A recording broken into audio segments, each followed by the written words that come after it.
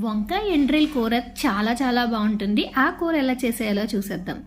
ఎండ్రాయిల్ని first తీసుకున్నాక వెనకాల తోక తల ఉంటుంది కదా, అది మొత్తం నీట్గా క్లీన్ చేసేసుకొని వాటిని మళ్ళీ ఒక 2 సార్లు నీళ్ళు పోసుకొని బాగా కడిగేసి పక్కన పెట్టుకోవాలి. తర్వాత ఒక బండిలో నూనె వేసుకొని ఈ ఎండ్రాయిల్ని అయితే ఇందులో వేసేసి కొంచెం కరకరలాడేలాగా వేయించి పక్కన పెట్టేయాలి.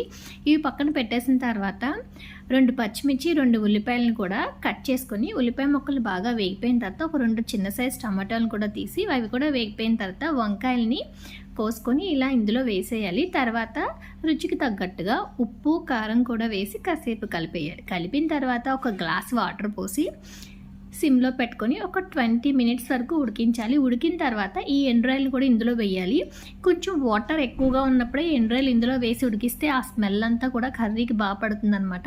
దగ్గరికి అయిపోతే కూర రెడీ అయిపోయినట్టే. మీరు ట్రై చేయండి.